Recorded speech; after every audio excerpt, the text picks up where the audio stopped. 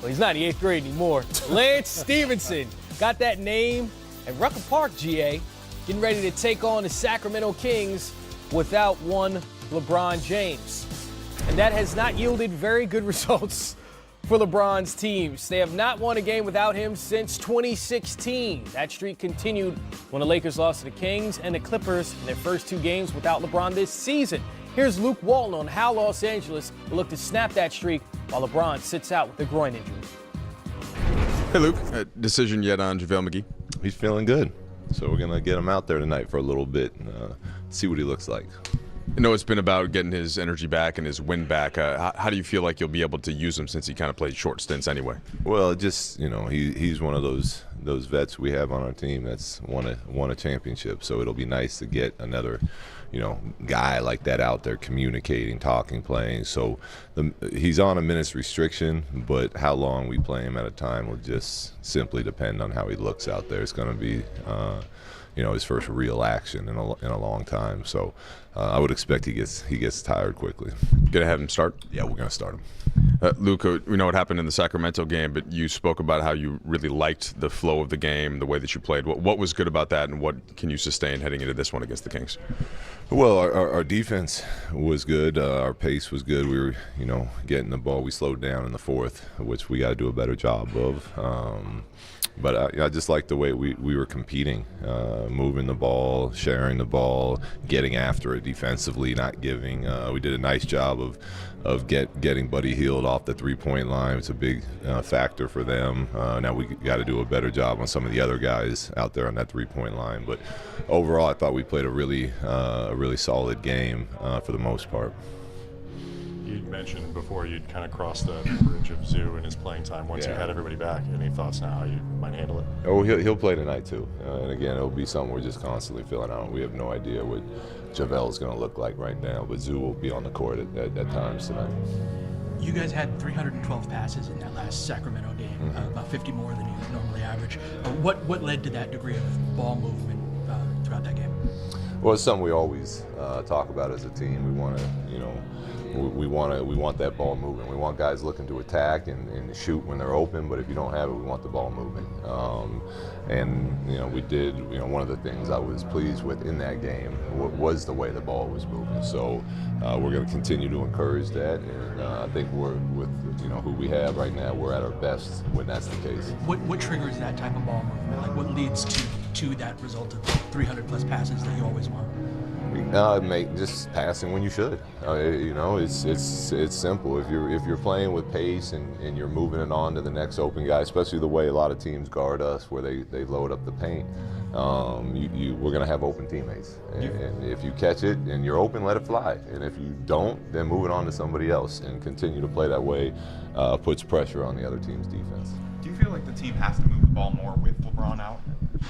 Yes, I do. I think obviously LeBron being the dominant player he is, he can get double teams and manipulate matchups and get us great shots.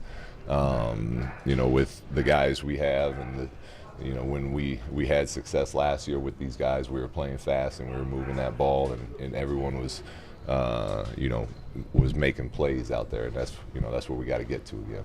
Have you seen enough of that the last 2 games? The ball. Yeah, I mean, it can always be better, and especially from the coach's standpoint, watching clips.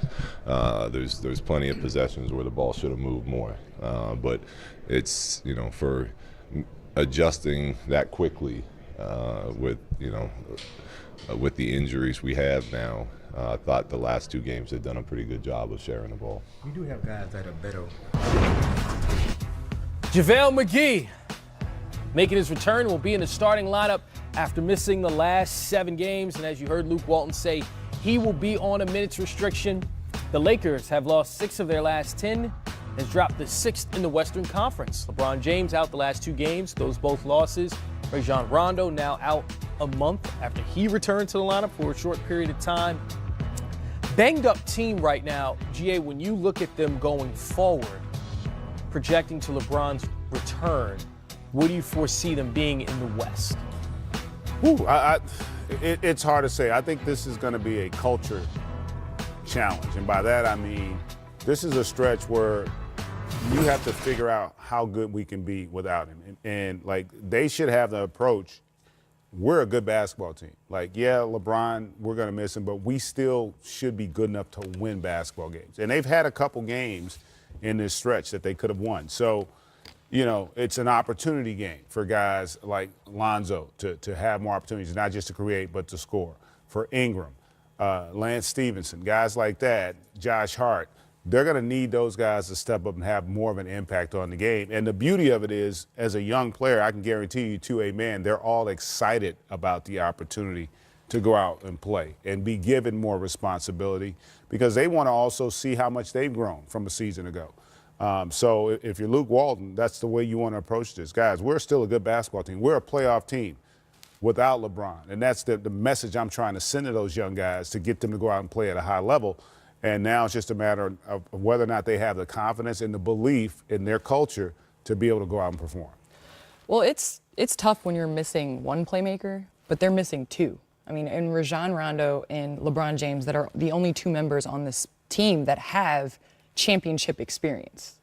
And by that, I mean, that's putting a lot of pressure on Lonzo Ball and Brandon Ingram to play and handle the ball and distribute. Lonzo has put up some great numbers, but down the stretch, they've struggled to score, and they have a lot of wasted possessions in the last couple games. I mean, they were up 14 against the Sacramento Kings, and Sacramento came back and beat them on a dagger by Bogdanovich. So, you know, I think it's more so closing games where that youth comes out, not necessarily getting there, but closing. I mean, Kuzma's put up amazing numbers. He's contributed as well, dropping 30 in the last game, but it's those closing possessions that are a problem of who's the go-to, who's calling the plays, who is getting them in the sets they need to get in. Candace, even when you say that and you mention the Sacramento Kings, I mean, this is a team that's a bit surprising this season, but it's because they're young players, De'Aaron Fox, Buddy Hield, they've taken their game to another level because they've had an opportunity to grow. So isn't this a great opportunity for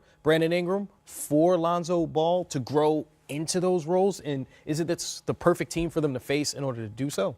Well, I think it's two different situations. You're playing against the Sacramento Kings and you're playing against the Los Angeles Lakers without LeBron.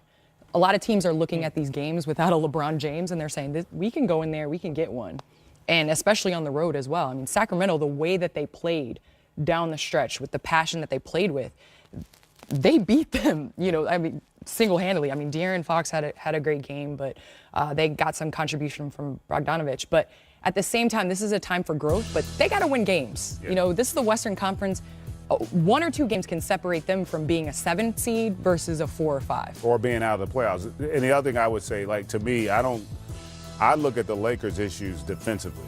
Because in those 2 losses, their last 2 losses, they've given up over 117 points a game. So they've scored well enough to be able to win games. And sometimes, you know what, the other team, they get checks on the first and 15 too. Sometimes they're going to be able to get those stops. You've got to be able sometimes to get stops defensively. To me, the fact that they couldn't get those consistently down the stretch is why they lost both those games. And so if I'm Luke Walton, again, what do all the best teams in the league have in common? They're good defensive teams. If we want to be one of those teams, we have to be better defensively, and that's where they haven't been during this stretch. When they turned the page and became a consistent team, it was really because defensively they had improved so much from where they were at the beginning of the season.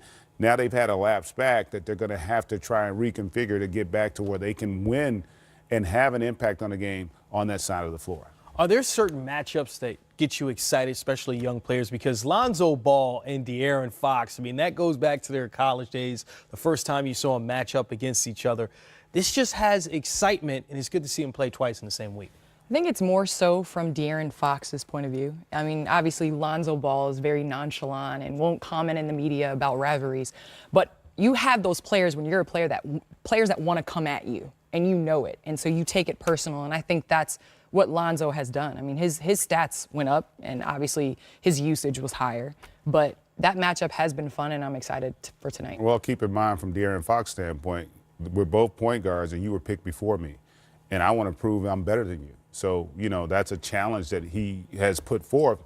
Give Lonzo credit, though. In the last meeting, Lonzo was terrific, clearly outplayed him. And that's the first time he's really outplayed De'Aaron Fox since probably high school. So that was an impressive performance. Let's see if he can match that and maybe get his team a win. Because Sacramento right now, we talk about the upstart Lakers and them getting into that playoff contention. Sacramento's right there as well with their young core. De'Aaron Fox, Lonzo Ball, about to tip off in about an hour. Can't wait to see those two guys play again. I got two more names for you. KG, Jimmy Butler, have some things to talk about. Like, hey, why did you leave Minnesota? You know, KG's heart is there. Let's listen to that interview next on Game Time.